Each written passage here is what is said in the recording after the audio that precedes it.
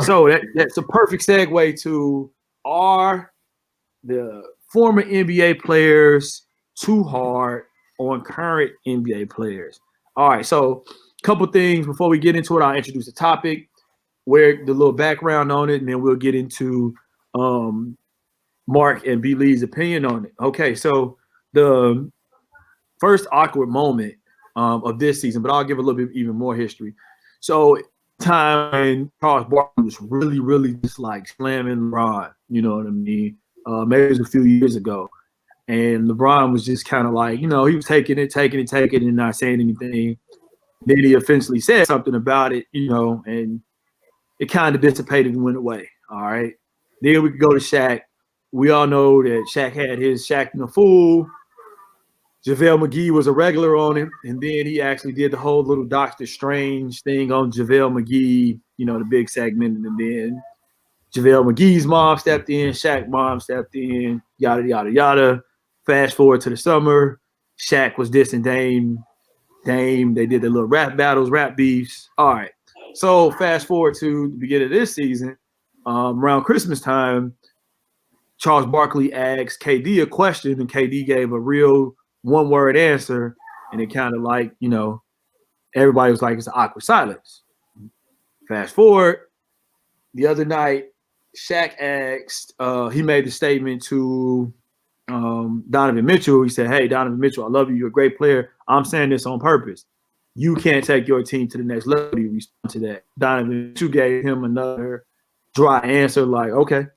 He didn't go back and forth into it. All right.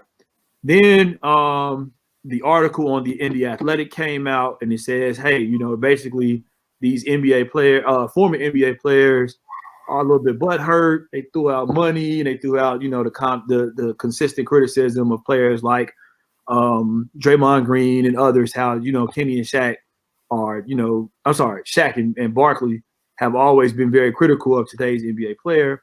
And with that being said, I want to open the floor up. Do you all think or feel that the older NBA players are too critical of today's NBA players? All right, so whoever want to chime in first, go ahead.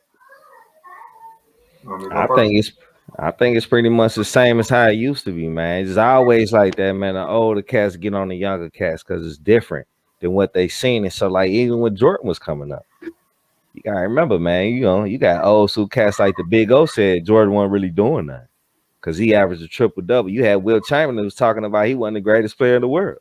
He was the GOAT because he scored 100 in the game. He was more dominant. So older cats always get on the newer generation, and it's been consistent throughout time. Like we get on our kids, we can't understand half the stuff they do.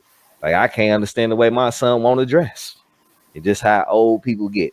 We get more outdated, and we get more introduced to this new custom in this new world that looks similar to us, but it just got its little different tweaks and way that they go about business. But I don't think Shaq and Barkley is doing nothing harmful. You know what I'm saying? Because even Shaq has come on different shows and admitted to why he has been so critical to most of these NBA players today. And it's to get a response. You know what I'm saying? It's to get them headed in the right direction. Because he even spoke about Donovan Mitchell after that awkward you know what I'm saying, that awkward moment when they had that interview, right. you know what I'm saying? And I felt Donovan at that time because you don't want to hear that all the time. Like I heard it, I'd have responded to it so many times already. I ain't got nothing else to say, but okay, I'm gonna show you now. And that's really what Shaq wanted to hear. You know what I'm saying? Shaq even responded like, okay, that's what I want to hear. That's why I wanted you to hear it from me.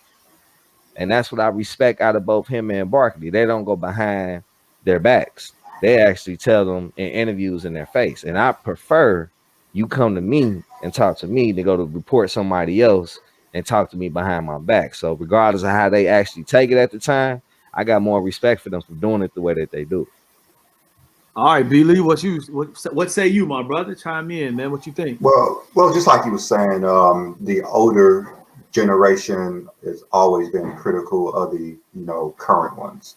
I remember listening to Dr. J talk about the Bulls in like the early '90s, and he was saying how the level of like competition is so different. There's only like one star per team compared to the multiple stars in like the 80s. So for him, he compared his generation as a tougher, more competitive era.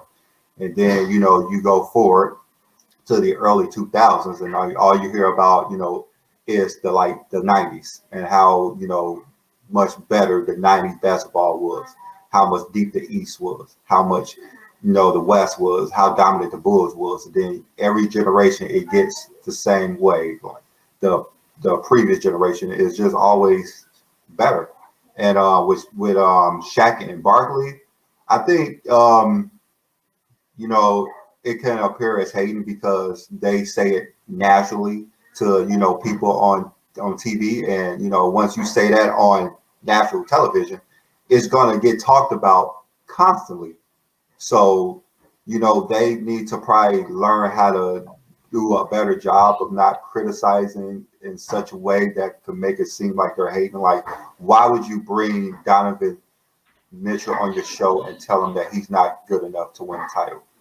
Like why would you do that? Like, that's not good journalism. But you know, he never been a journalist, so he's not going to say he doesn't really know how to give a good report, do a good report, because he's not a reporter. So he doesn't really know what to say other than how he's feel as an NBA player.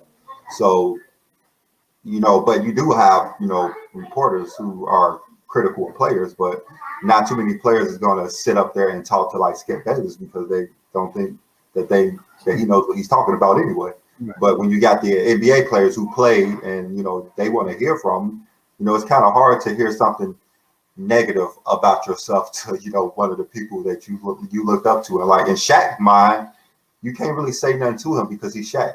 You know, the only people that you could compare to him is Jordan, Kobe, and LeBron. Other than that, you gotta listen to what he said because he's Shaq. He's MVP, Finals MVP, champion, 4-time champion. You know, he's dominant Shaq, and you can't really. You just have to listen to what he said. Like if Jordan came up to a player and said, "You're not good enough. You need to work on this," they're gonna take it like, "Okay, Jordan told me that I need to work on this." Right. But if Jordan got on, you know, national TV and saying that, you know, this player is this player is that, is going to be looked at a lot different than if you just go and talk to a player. So I think that's what the players want. They don't want the be put on blast, for lack of a better term, you know, to be negative to them on national TV and have this, you know, sports media all day talking about what Shaq said and memes about what Shaq said. All right, cool, perfect. All right, let's settle it with Marky Mark and B. Lee. I'm your host, AG. Subscribe on YouTube, like us on Facebook, follow us on Instagram and Twitter for your great sports debate. We not only chronicle the GOAT debate, MJ or LeBron, but we are talking sports and lots of NBA hoops. Follow us for our weekly show where you can tune in and learn about what's going down in the NBA.